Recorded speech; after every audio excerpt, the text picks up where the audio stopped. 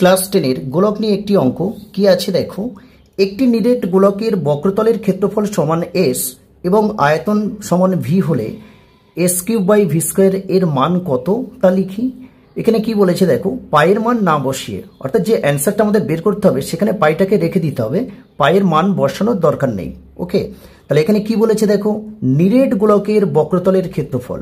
তাহলে নিরেট গোলকের বক্রতলের ক্ষেত্রফলের সূত্রটা কি আছে, তাহলে আমরা লিখে নেব দেখো যে গোলকের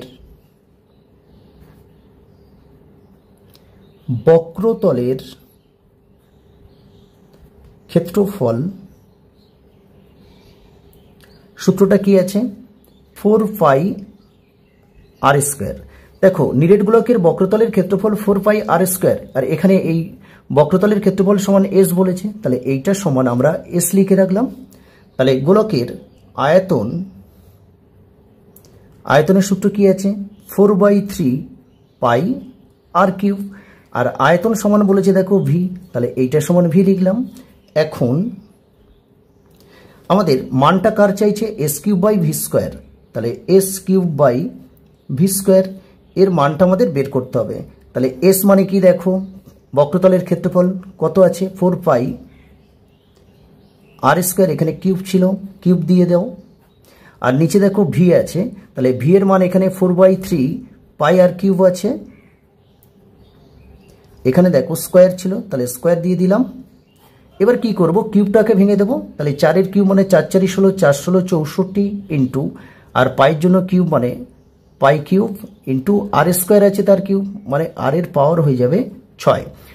এটা স্কোয়ারে ভাঙলে কি হবে, 4-এর জন্য স্কোয়ার মানে 4×4 = 16, 3-এর জন্য স্কোয়ার মানে 9 ইন্টু পাইয়ের জন্য স্কোয়ার, তাহলে π² হয়ে যাবে, আর r³ তার স্কোয়ার, তার মানে r⁶ হবে। ওকে, এবার দেখো একটু কাটাকাটি করে নেব, এই r⁶ আর r⁶ কেটে দিলাম। এখানে পায়ের দেখো 3টে পাই গুণ হয়ে আছে, নিচে 2টো আছে, তাহলে দুটো কেটে গেলে উপরে কিন্তু একটা পাই থাকবে।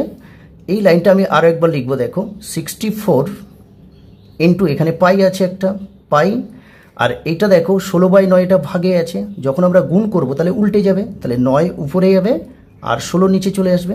16 দিয়ে 64 কাটলে দেখো 4×16 = 64, তাহলে এখানে দেখো 4 আর 9 আছে, তাহলে 4×9 = 36 পাই, তাহলে এটাই হবে অ্যান্সার।